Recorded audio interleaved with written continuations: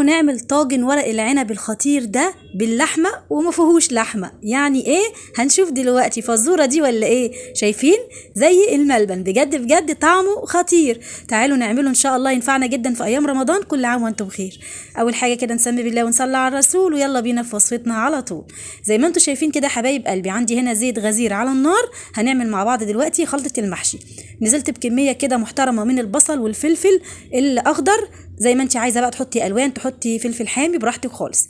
اول ما دبلوا معايا بس نزلت بعصير الطماطم، ونزلت هنا بقى من كل حاجه نص معلقه كمون، فلفل اسود، وكمان حطيت مكعب من المرق، وحطيت نص معلقه صغيره من السكر، وظبطنا بقى الملح بتاعنا حسب رغبتك في الملح.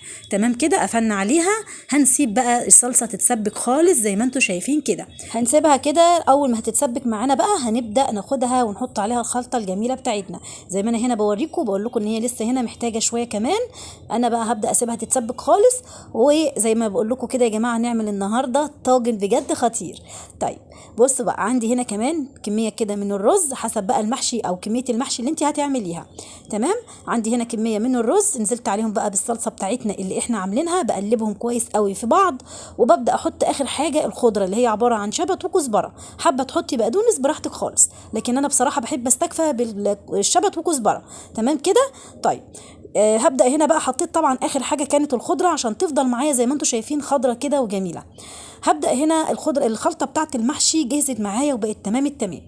طيب بصوا بقى، عندي هنا دبابيس فراخ، وهجيب كده الدبابيس حسب الكمية برضو اللي انت هتعمليها على حسب أسرتك. تمام.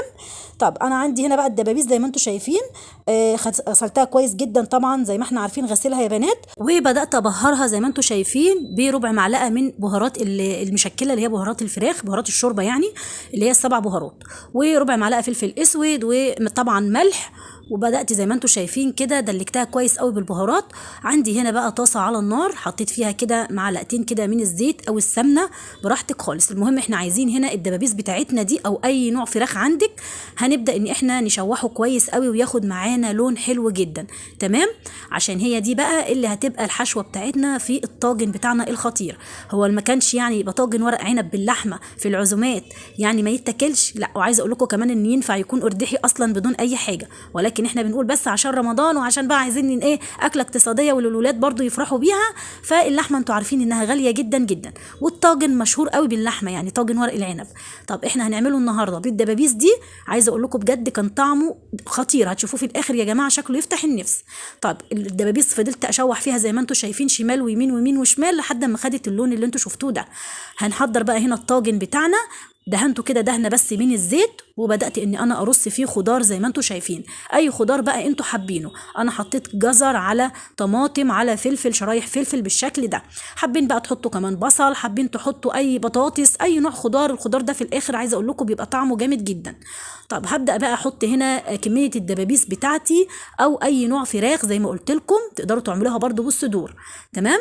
هرص كده الدبابيس بالشكل ده، وهنبدا بقى نحشي على فوق كده الدبابيس بتاعه الفراخ بالشكل ده ورق العنب بتاعنا بقى بالطريقه دي.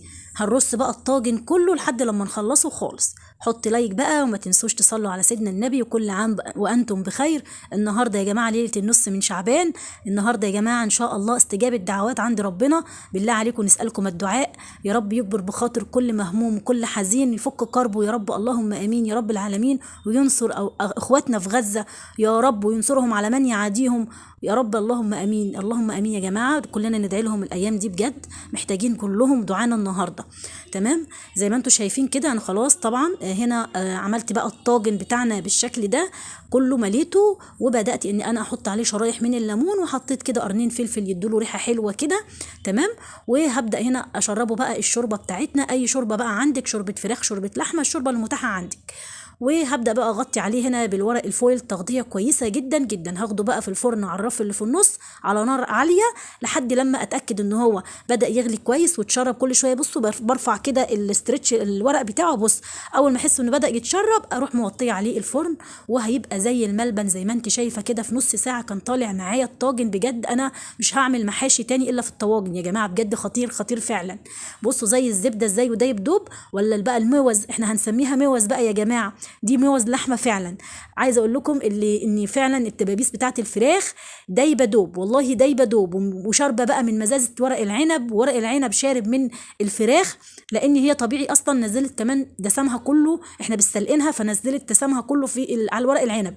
فبجد خطير، جربوه بالطريقه دي ان شاء الله هيعجبكم جدا. ما تنسوش بالله عليكم لايك وشير للفيديو.